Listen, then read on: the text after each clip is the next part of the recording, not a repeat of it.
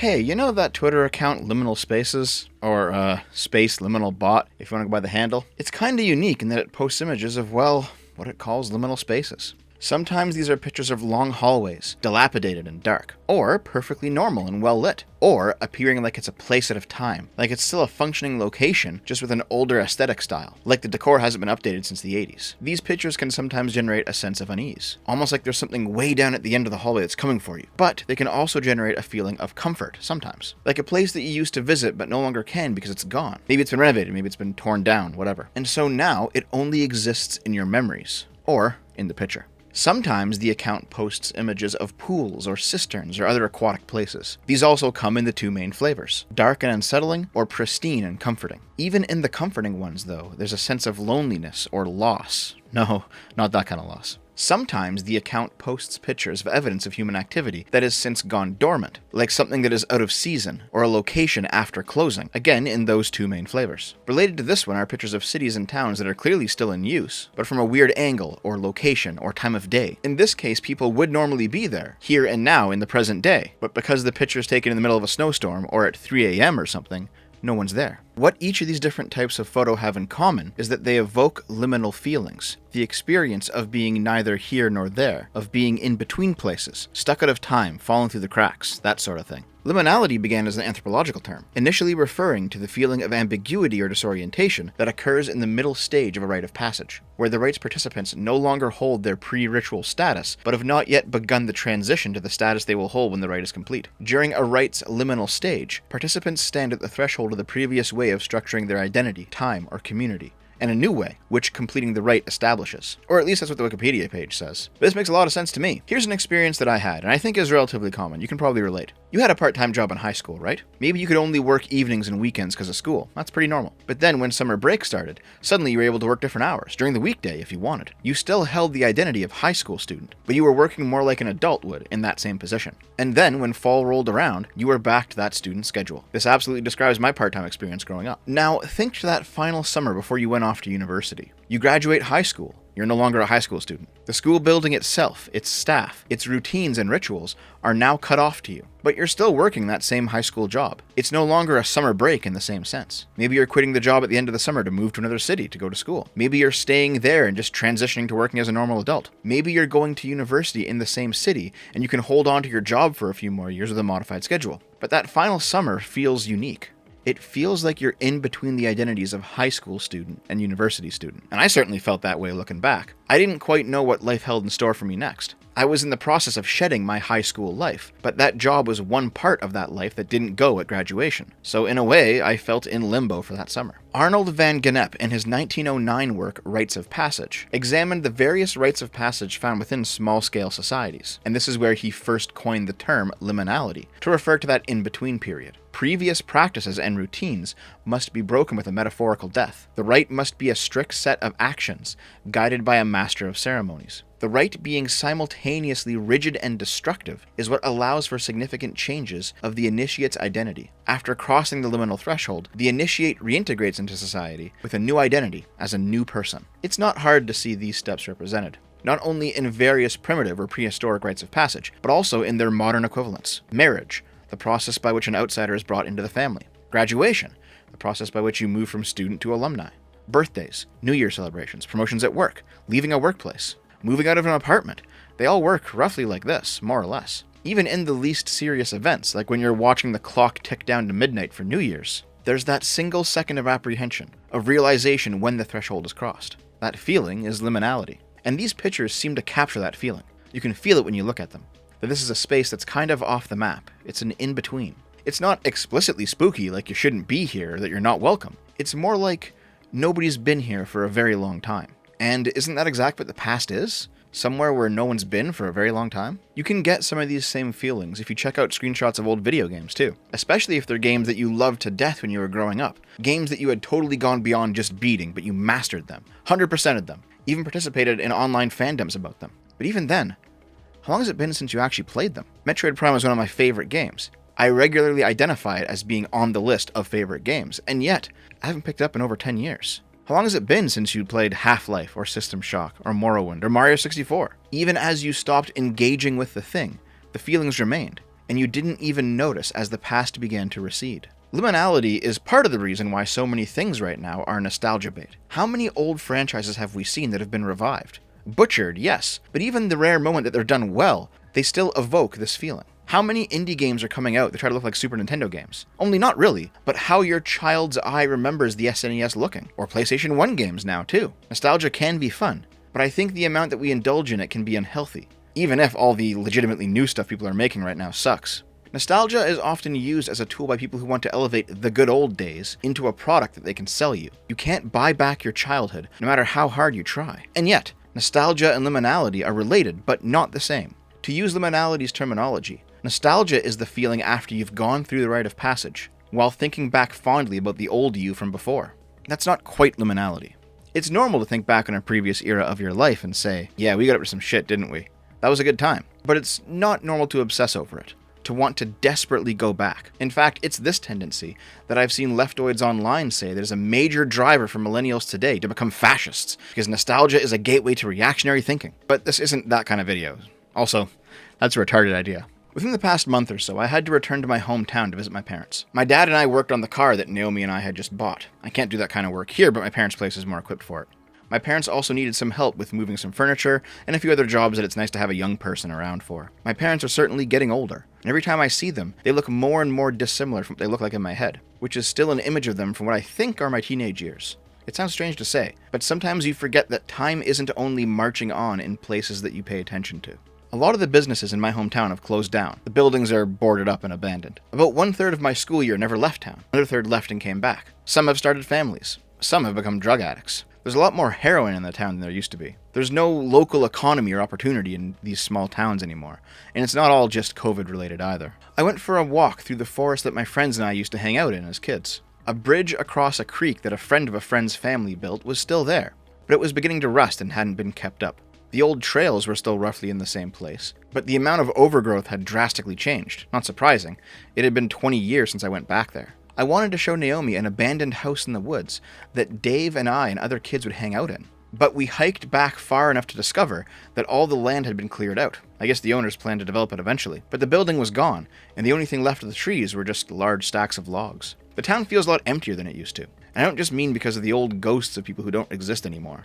Not really, you're not the you used to be. Floating around my mind anytime I went to a location that triggered a memory. And that was pretty much every location. No, the town is also just emptier. Less people there in total. When I was a kid, during summer you could expect to see people walking around. Even there, despite its small size. There were regular summer festivals at the local ballpark. There were playgrounds for kids to play on. But now the town is largely dead. And a lot of that infrastructure is just decaying. It's one of those places that time truly has left behind. Naomi was even surprised that the local grocery store still uses rollers instead of conveyor belts. While I was there, I had to get some old stuff from my parents' place. It was getting to the point where, if I didn't get it now, I wouldn't be getting it at all. And fair enough. I've been gone long enough that my parents didn't want to hang on to it anymore. It was largely junk, which is why I didn't take it with me when I moved out in the first place. Some stuff that I kept, either for nostalgia, or because it had actual value. Like, for example, my old Pokemon card collection.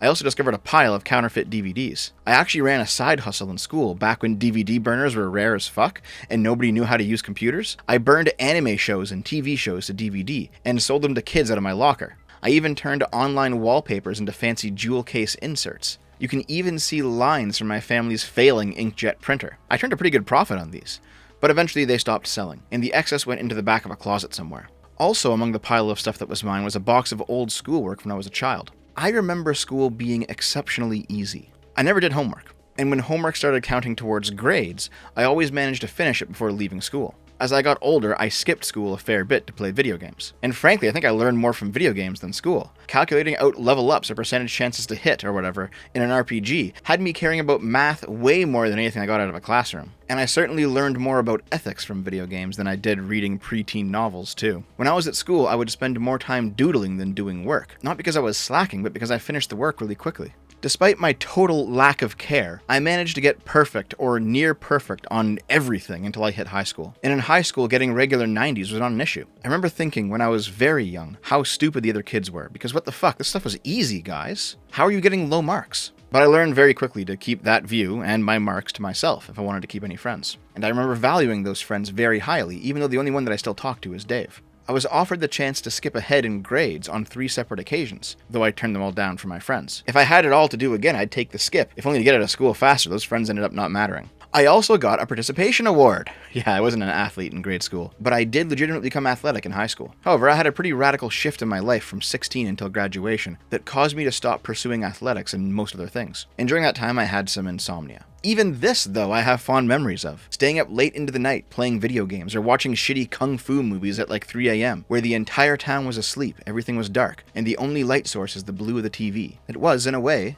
liminal. This entire side conversation so far has been like 90% nostalgia. And it probably sounds like me just wanking off all over you and wasting your time. Well, maybe. But there's actually something here that should tie it back around. I've often felt that, in a way, I've existed in a liminal space for most of my adult life. And I don't necessarily mean that negatively. I'm not suffering. I actually love my life. But after talking with Naomi about it while wandering around the woods, I've come to realize that my life has a remarkable lack of closure, all things considered. There's a lot of normal things that people do, markers of life, transitions between eras in your journey growing up, that I didn't do. And I remember exactly why I skipped them all. Because 1, my parents forced me to do them when I didn't want to, so when I could get away with skipping, I would. And 2, because my engagement with the system was, for the most part, a gigantic waste of time. I always felt like I was never learning anything at school I hadn't already mastered. I was being told to sit at a desk, to learn math and spelling I already knew, to read books I had grown out of years earlier, to follow rules that were arbitrarily stupid, and to hang out with kids I hated, but I had no other option for socialization because it's a small town, so the best you get is the kid who's an asshole but also likes the same kind of cookies that you do, and so there's your friendship. So like I said,